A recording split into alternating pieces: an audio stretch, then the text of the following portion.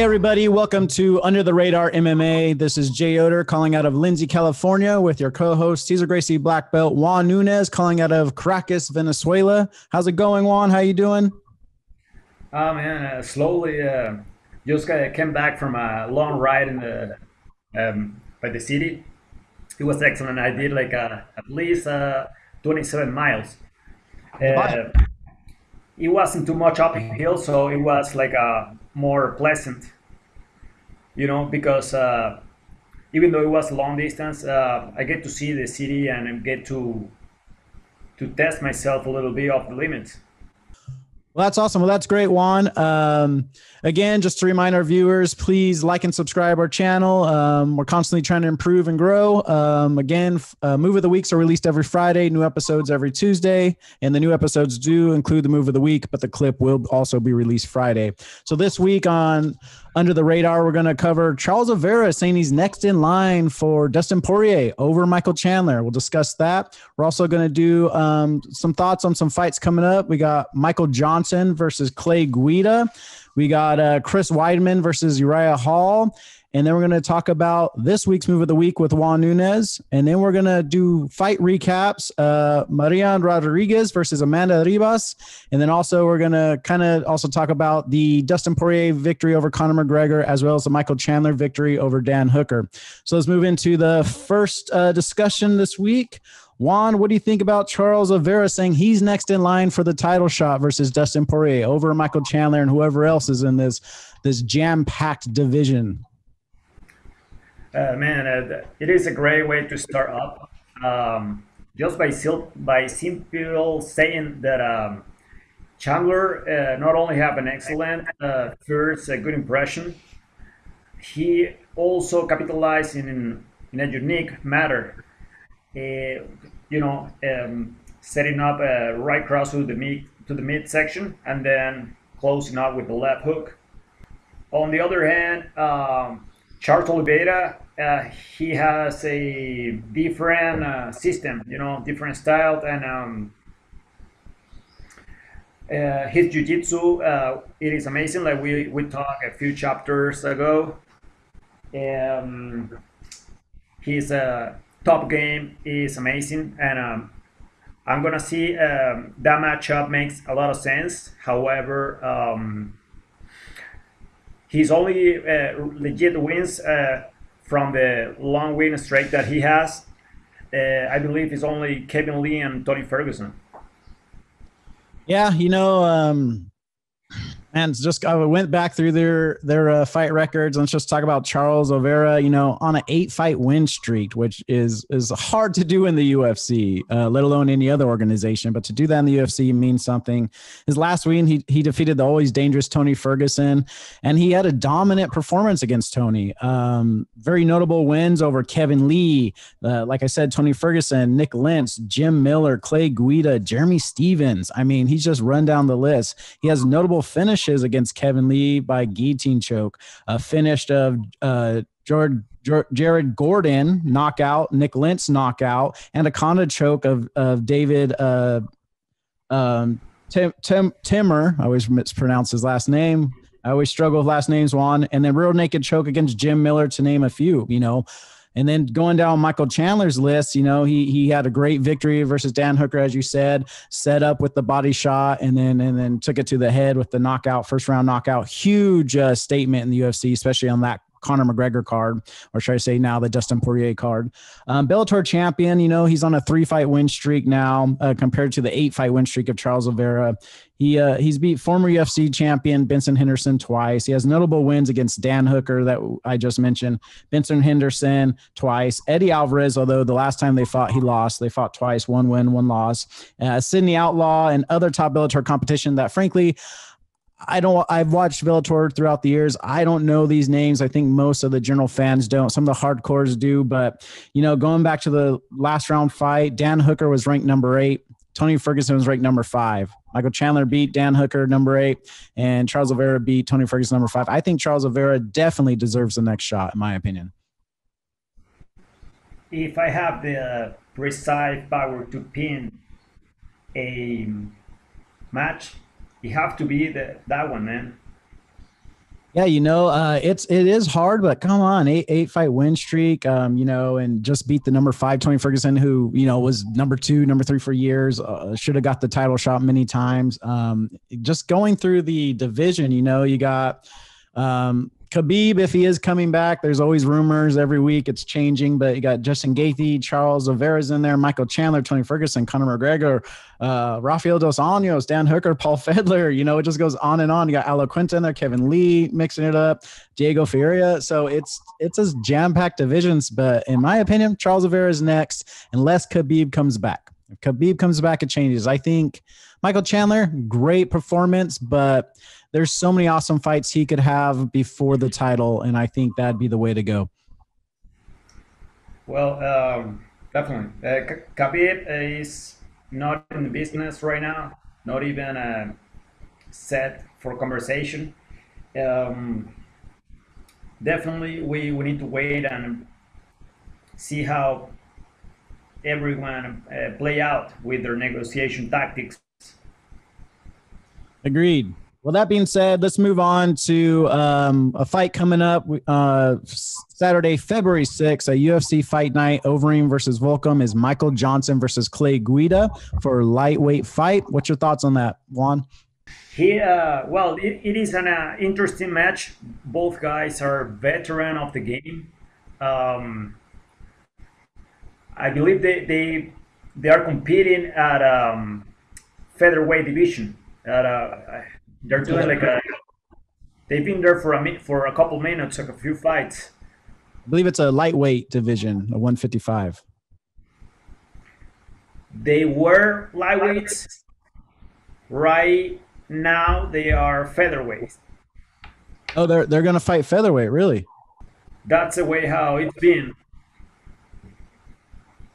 since the last couple fights. Okay. Yeah, because I believe Clay Guida did drop down, correct? They did. They did. Both of them. Michael Johnson, doesn't have to. He doesn't look the same in featherweight. He look slow, very slow and unpredictable. I believe a good boxer could place a good one too. Like someone like Kelvin Cater, probably he would just set different skills and be faster, probably one step ahead, and just outsmart him with the boxing department. But all that aside, um, Michael Johnson, I believe he could beat Clay by decision. Yeah, it's a hard one for prediction for me. I like both these guys. Both are veterans, especially Clay Guida. But I was a big fan of Michael Johnson's evolution in striking. He came in. Both guys are from the Ultimate Fighter. I forget Michael Johnson was also Ultimate Fighter, but Michael Johnson had a strong wrestling background, just like Clay Guida, but really worked on his hands. And we saw that back in 2015 versus Nate Diaz. He lost the decision, I believe, but his hands were great in that match, especially against a skilled striker such as Nate Diaz. Um, you know, Johnson, his last fight, both these guys need a victory. Both these guys need a victory. His last fight, he got ankle locked by Thiago Moses in May 2020. He KO'd Josh Emmett before that. He has some good career wins, against Artem Lobov, Andre Fili, Dustin Poirier, Barboza. But a lot of those fights were a long time ago, especially the Dustin Poirier and Barboza fight. He needs a win. This will be 3 losses if he loses. And Clay Guida also needs a win because this will also be 3 losses for him. We know in the UFC that's very dangerous. These guys been around for a while. The UFC with COVID has been cutting people more and more. So Clay Guida, he just had a loss to Bobby Green, a decision again in June 2020. Lost to Jim Miller via guillotine in 2019, but he does have notable wins, just like Michael Johnson does against BJ Penn, Joe Luzon, who Michael Johnson also beat, RDA, Anthony Pettis, and your jiu-jitsu opponent in one of your matches, which we're going to cover today, Takanori Gomi. But, those, just like Michael Johnson's great victories were years ago. And so for me, I'm going Michael Johnson. I think he's going to outstrike Clay Guida, and knowing Clay Guida is going to want to strike over wrestling, but I think they'll probably cancel out each other's wrestling. But I got Michael Johnson. I agree with you, Juan. Probably decision. Let's see how everything play out, though. Like Clay Guida, he is very well versed on wrestling. As he set up the low single very well, and then complete each technique when he was in his prime, a few years back. Yeah, and Clay Guida, I kind of like to compare him to like a like a Forrest Griffin, someone who, as the fight goes, Diego Sanchez even, someone who's game for the fight, and as he gets pushed harder, he pushes harder, and somehow could come out with the victory through that. Guy who's really intense in there and mentally strong. But again, I got to give the tip of the hat to Johnson. Well, that being said, let's move on to another fight coming up. Chris Weidman versus Uriah Hall. Very excited for this fight. UFC 258, which is on February 13th. That's a Usman versus Burns card. What's your thoughts on Chris Weidman versus Uriah Hall? It's going to be a battle. We have the proper difference in two different disciplines, each style, each system. You can see Uriah, he play with cutting it out, play with the kickboxing. Straight away, set the angles. Excellent. His last fight, he was very clever, very smart. Especially at keeping distance. Yeah, Uriah Hall has always been a tricky fighter, and he's also kind of been a fighter that's always had this stigma about him as which Uriah Hall is going to show up. There's been some disappointing fights with him, and there's been some highlight reel fights with him where he's got amazing knockouts. Like you said, last fight against Anderson Silva, got I believe, a 4th round knockout over Anderson Silva, and that was his last fight. He's on a 3-fight win streak, which is huge for him. He's got the momentum coming in this fight. I think his last fight was Paulo Costa 2018, which is not a horrible person to lose to. Paulo Costa being one of the top guys in his division, but in the 185 division. So Chris Weidman, though, Chris Weidman also been around. He's got a few heavy fights on him. The one who originally beat Anderson Silva twice when no one could beat him. Great high-level black belt under Matt Sierra and the East Coast. But he's coming off a win in August 2020 against Omar. I'm going to mess his last name up again, Akhmedov, and then 2 losses prior to that. So he has a 1-fight win streak, and he needs a win against Uriah, a momentum with that 3-fight win streak, and a win would definitely push Chris Weidman up the rankings. He's ranked number 11, but a win over Uriah Hall, who's ranked number 8, will really do him some service. If I had to make a prediction, I'm going Uriah Hall on this one. I think Uriah Hall's got that momentum to go in this fight and make it happen, and I think the right Uriah Hall is going to show up. Chris Weidman, he was great. He was great for a minute. Then he stopped, and someone, Luke Rockhold, took the title away. He used to be a pro wrestler. Now with the partnership with the Matt Serra, I believe. He started setting up different goals, adjusting with the time in mixed martial arts, even boxing wise, and utilizing different skills, because the kicks, the multi aspect, the system of multi also apply in there. I don't understand. It used to be. I do understand, actually. I do understand. A few years ago, it used to be a style against style, discipline against discipline. Now it is like a different ball game. Everybody understands the main disciplines that we're going about to get in. It is multi, boxing, wrestling, jiu-jitsu. Those four, you check those in, then identify each technique of each discipline. Then you could bring different disciplines up. That's what these two guys are doing, and I'm gonna stay away from prediction though.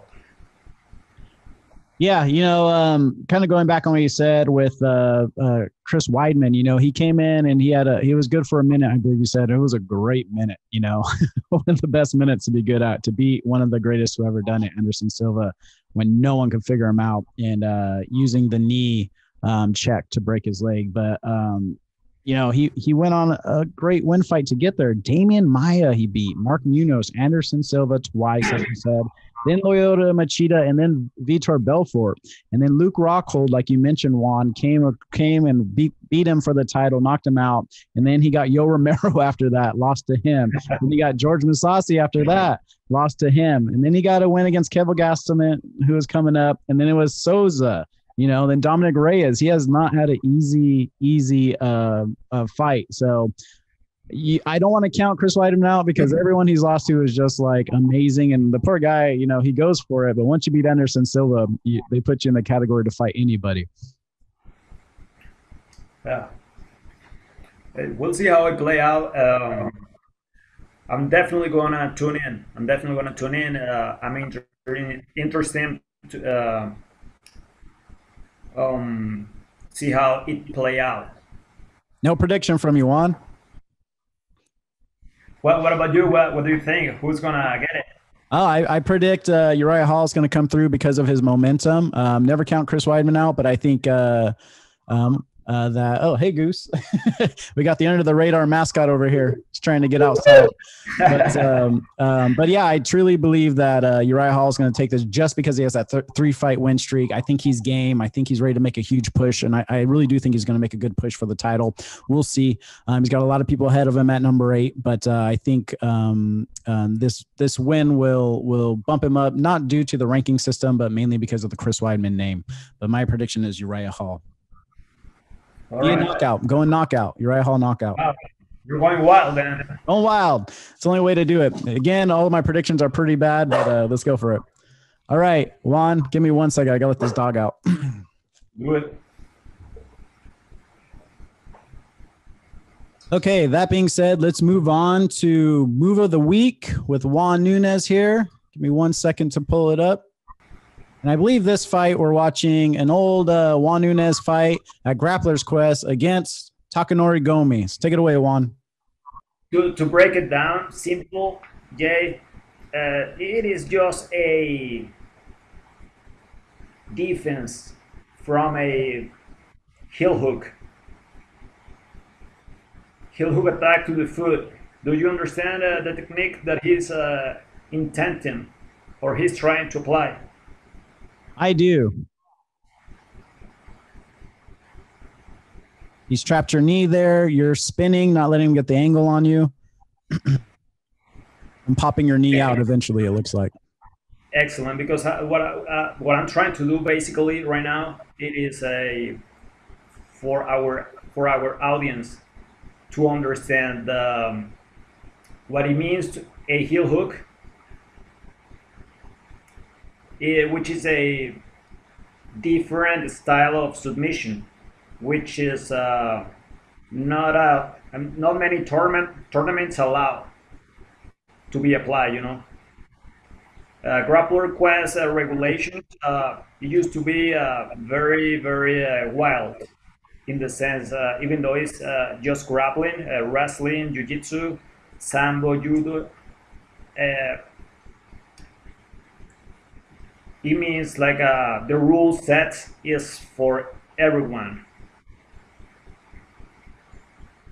Yeah, I know in a lot of jiu-jitsu schools, when you're a white belt, they don't even allow, even I think sometimes blue belts, they don't allow you to do ankle locks, which now is changing, and I think it's a good thing. Well, first off, the reason that, from what I understand, is why they don't do it is because once your ankles popped, once your knees popped, which I've had my knee popped, actually one of your classes won by an aggressive guy, but I couldn't walk for 2 weeks. If you break your ankle, you're done. So your training really, it's not like a kinked neck or a hurt arm. It's like when you hurt an ankle or something, you're done, or a knee, and it could really mess up your career. Yeah, not even just your training. So, but with the rise of the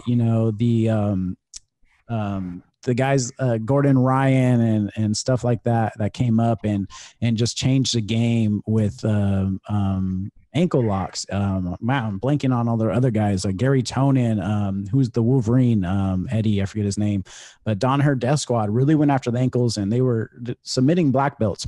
And so now I know I was in 10th Planet at this time. They started going ankle lock every day, no matter what level. And I think it's a good thing because you need to understand 50% of the body when you're competing, in my opinion. What are your thoughts, Juan? First of all, I didn't even want to deflate the hype of Gomi when he first signed up with the UFC, and he was doing like this tournament in Mandalay Bay, Vegas, just to tune in, to see what he's gonna face in the States, about the competition he faced.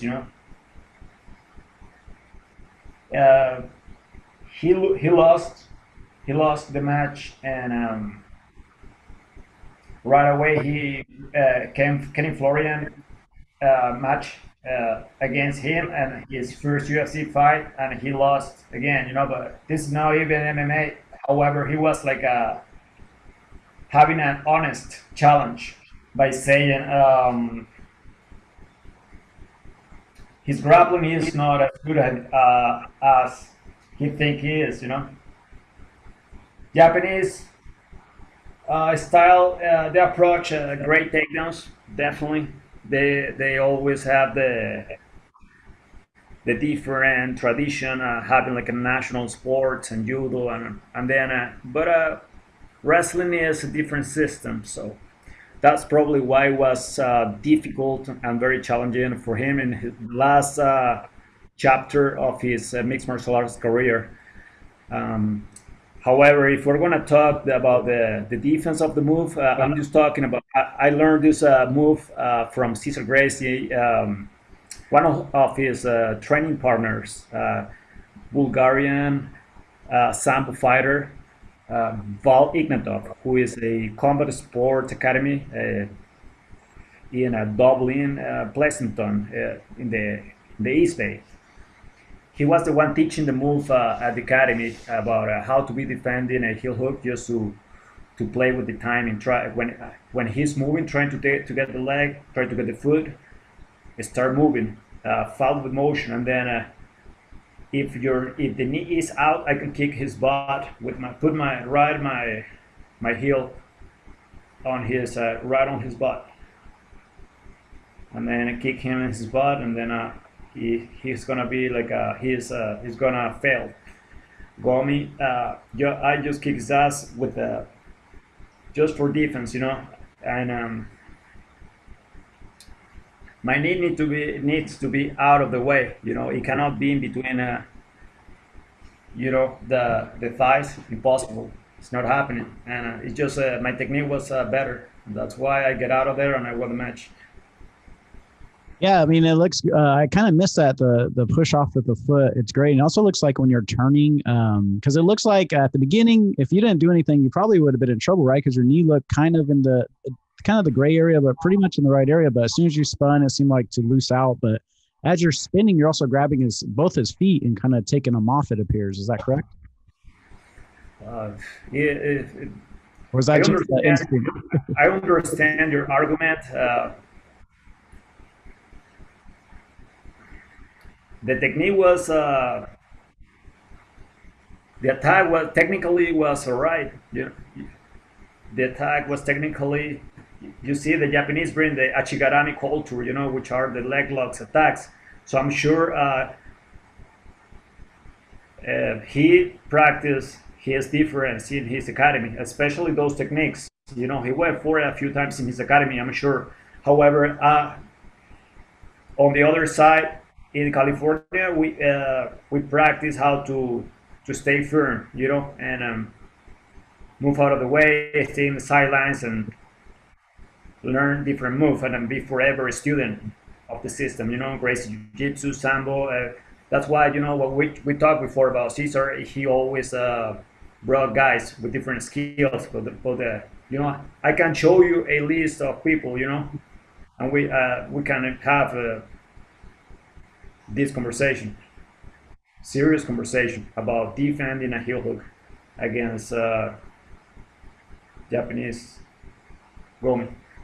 Well, I'll take your word for it, because as far as ankle locks, I know very basic stuff, being a low-level jiu-jitsu guy. But I think all I know is to hop over the knee, and then when they switch the onto the other foot, hop over the other knee. But it's nice to spin with the push of the ass, if you will, the butt, because I have learned this technique before as well in San Francisco. I believe I just never really mastered it, but great work, Juan. And to have a victory over someone like Takanori Gomi, who has a huge name in MMA and grappling, is great. It does look like he's going for the knee bar, and then he even switches it up to a foot lock, huh? Was that toe hold? Exactly, definitely, yeah, exactly. That's exactly what it is. He switch a smart switch and do something else. But a little too late, because I said, but it was almost a little too late, because you're already kind of out of there. I was a step ahead. You know, I was a step ahead. Jiu-Jitsu in Northern California is amazing. You know, very technical. Thinking about Cesar Gracie connections, you know, what we talk about. If we take a look of the map,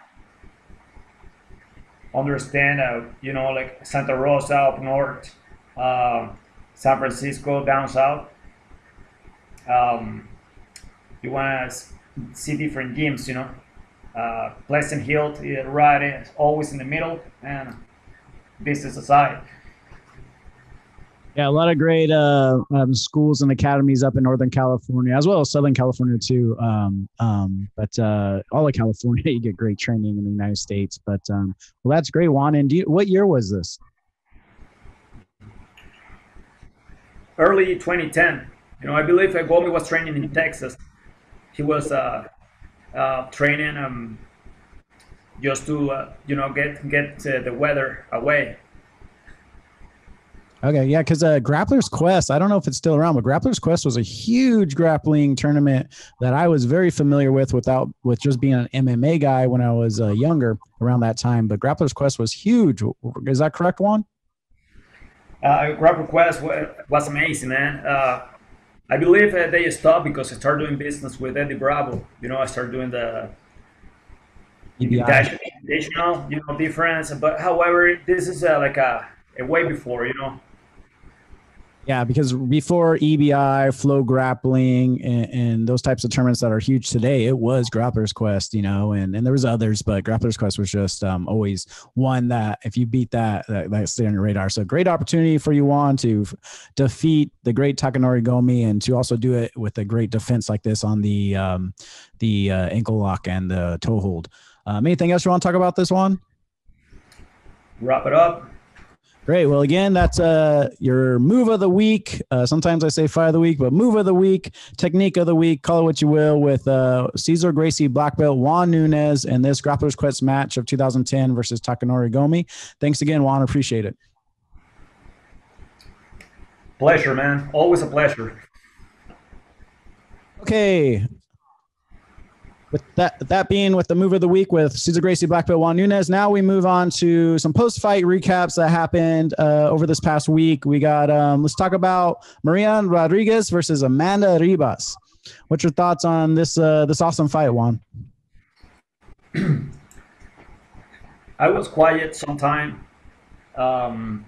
just because after the matchup, before the matchup, it was a lot of hype on Amanda.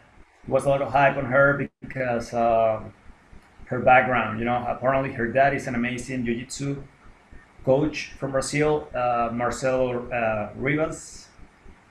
Apparently, he also a Muay instructor. He has his daughter, and the system is different.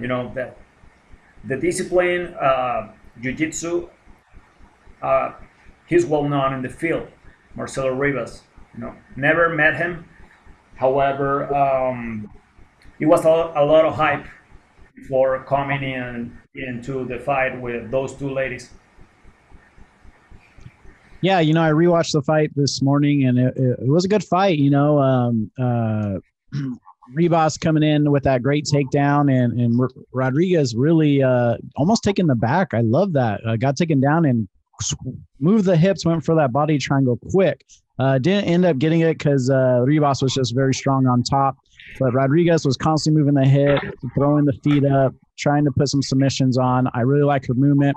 And Rodriguez, having a great overhand right, also set it up with the left to get the knockdown, and some great right elbows after the confusion with the referee, and eventually getting the second round KO. Rodriguez got over Ribas. One thing I did about the match was kind of a bit funny was, she set up that jab and then over that straight right to knock, I believe it was a straight right to knock down Ribas, and then started ground and pounding Ribas, and then just got up and walked away like she got the victory. And Herb Dean's standing there going, "Hey, it's not over." MMA 101, don't stop till the ref's on you.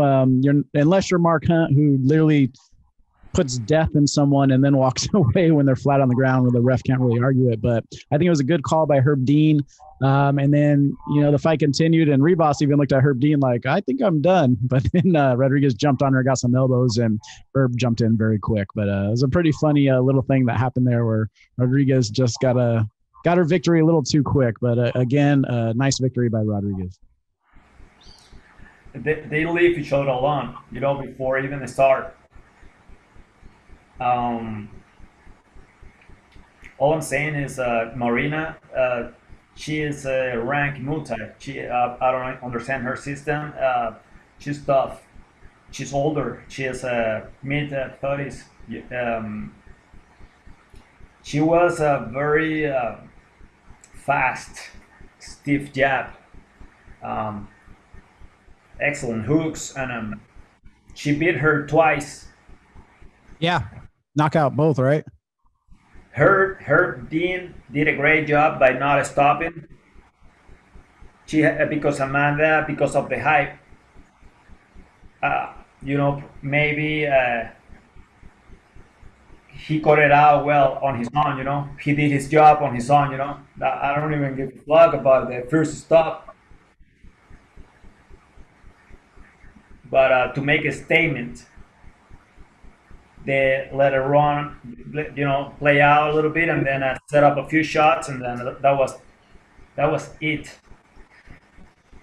Yeah, especially early on in your career, don't stop until that ref takes you off. Great call by Herb Dean because he couldn't see anything, but probably a few more shots, she would have been done though.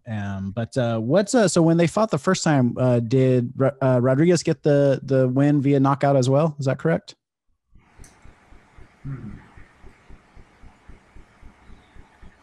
We have to Google it. We have to Google it and then find the results. I'm going to do that right now.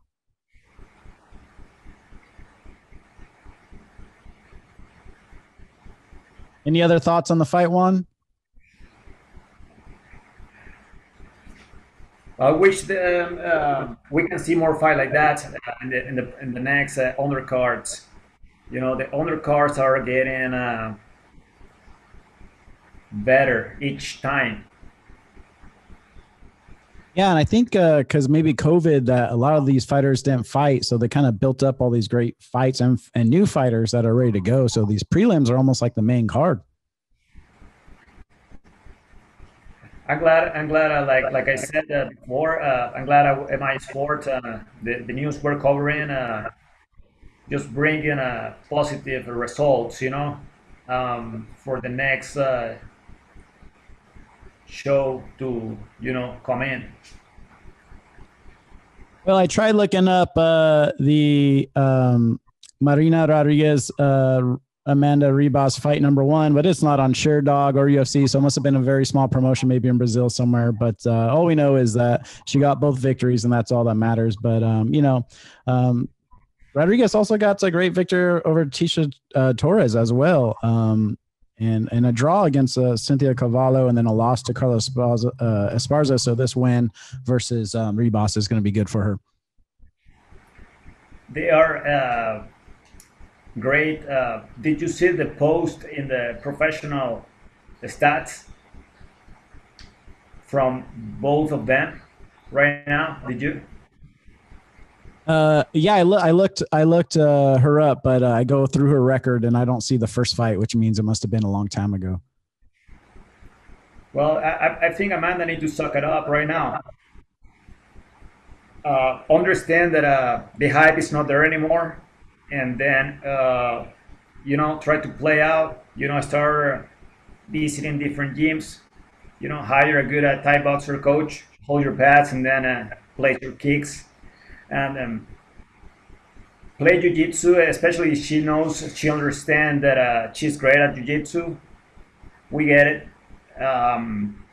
Understand she needs to get off the comfort zone and start doing the technical aspect of the Muay Thai, kicking, moving out of the way, getting the angle, setting up the left hooks. Don't do extra, just what you need to do. That would be my advice for her.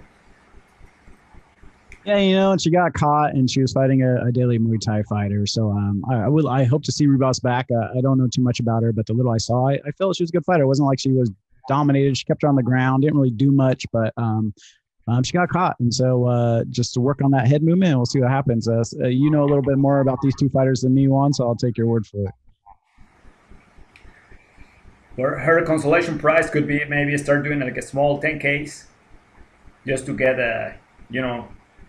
animated. Some runs, some 10K runs, some triathlons and stuff like that. You think she was a little gassed during that fight? Even walking, just for her to clear her mind, making sure, if she believes she possesses skills. Yeah. Well, I agree, but 10K or maybe some mushrooms, that's another good way to clear your mind. But that's Juan's medicine versus Jay's medicine here. But that being said, Juan, talk about some other big fights that happened, some huge fights, a little not under the radar, but Dustin Poirier versus Conor McGregor. And then we talked about briefly Michal Chandler versus Dan Hooker. I think it was the night, some great fights, some beautiful fights, but I think it was the night of setups. Michal Chandler setting up that body shot to the head shot with Dan Hooker, who's a phenomenal striker himself. But Michal Chandler's speed was just too much for manpower, obviously, but really set up that body shots over and over, and then head shot. And then with Dustin Poirier, Conor McGregor, just really attacking that calf kick over and over and over, and even taking shots while doing it. And Conor had a great performance, but then once that leg was gone, it was gone. And I think we could all thank Nate Diaz for that. I think Nate Diaz attacked the leg, not so much the calf, but I think Dustin Poirier definitely watched that fight and took that into account for his game plan, and then got the great knockout. So setups, for me, it was all about the setups to get the knockout. What do you think, Juan? Lightweight division is on fire. Everyone is built like a brick. We have to, unfortunately, we have to wait. We're not in a hurry to see how it play out. But I'm sure we're gonna see the news about what's next for the lightweight division. If you wanna listen a coach standpoint point of view, I would like to see a Dustin Poirier start working on jiu-jitsu, at least the defense aspect, the defending aspect, wrestling as well. Wrestling, doing sprawl, doing palming in, start the warm ups and avoiding the being taken down. If he fight for a title against Charles Oliveira, which I believe is next in line. Yeah, we covered that. I do think for the lightweight division that Charles Oliveira definitely deserves that shot against Dustin Poirier. If Dustin Poirier wants to stick around, Dustin Poirier was kind of caught yelling at the announcing table, "I'm done fighting. I'm sick of this," but then seemed to change his mind at the press conference. And it's hard to take a fighter's word for it after such a huge event.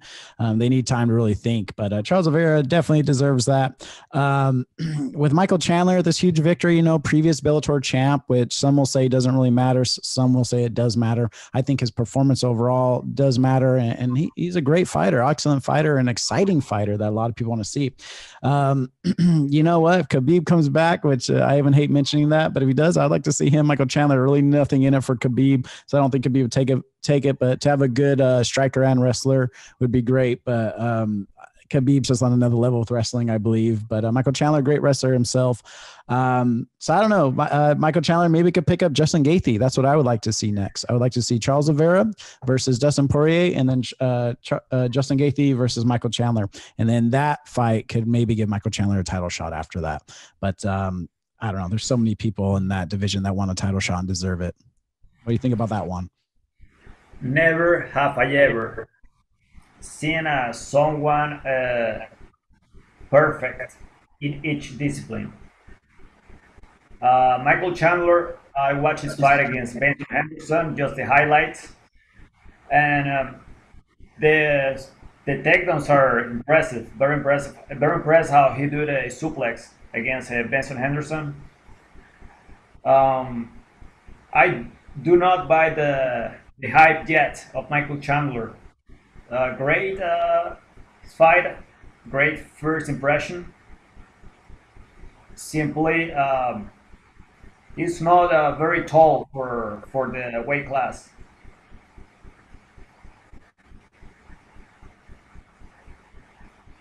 Justin Gaethje, he could always work with his coach with a briefcase and leg kicks. The briefcase tie pad you grab with the hand, making sure the thumb is right where it needs to be, and then under in the side, right on the side, by the lateral, and then making sure you're working specific. Then Justin Gaethje, great boxing. He could play out differently with. I believe that Nate Diaz will beat him if they fight at welterweight.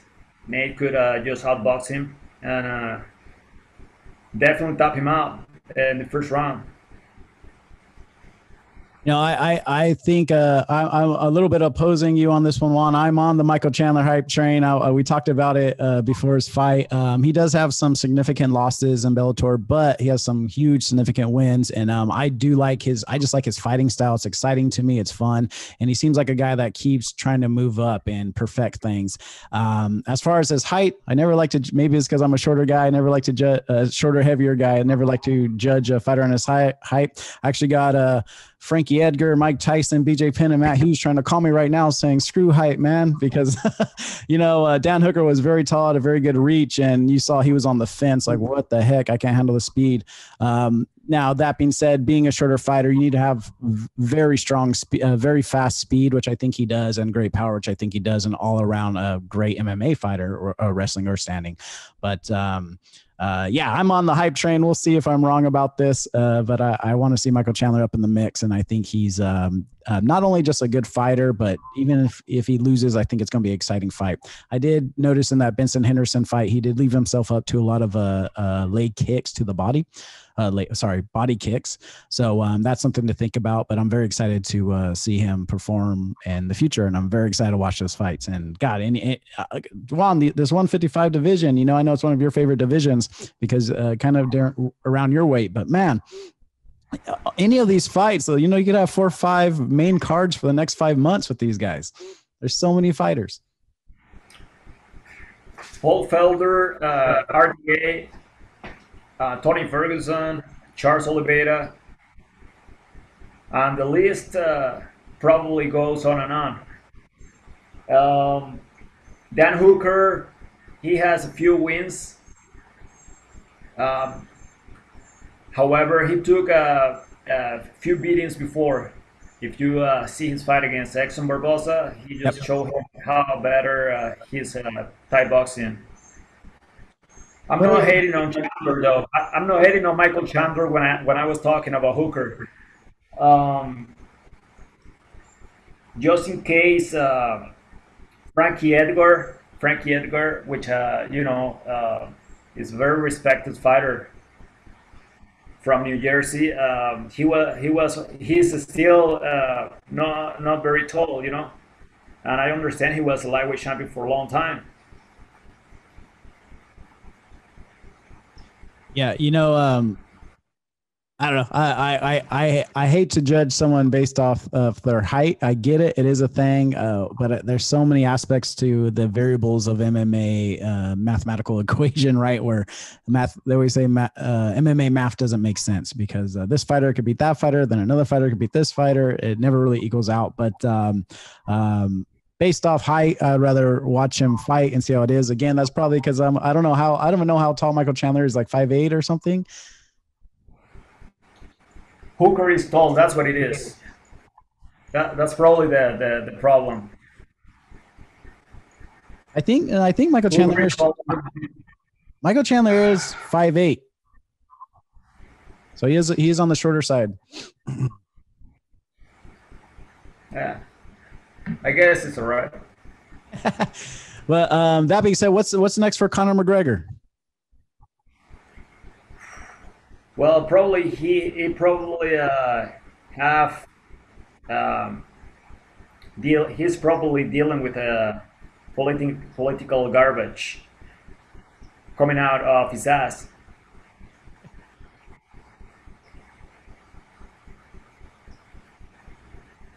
I'm hoping the best for the man.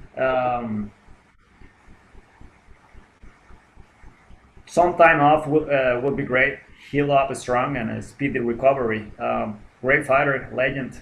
If you watch his second documentary, um, the just talking about different ways of training. Yeah, it's been pleasant to see how someone climbed the ladder on top and stay there for a long time, and then that's how it's a cruel sport, man. Dustin Poirier just showcases skills. He stuck in there and got that hook. But who do you think Conor McGregor, if he stays in the 155 division, who he could fight next?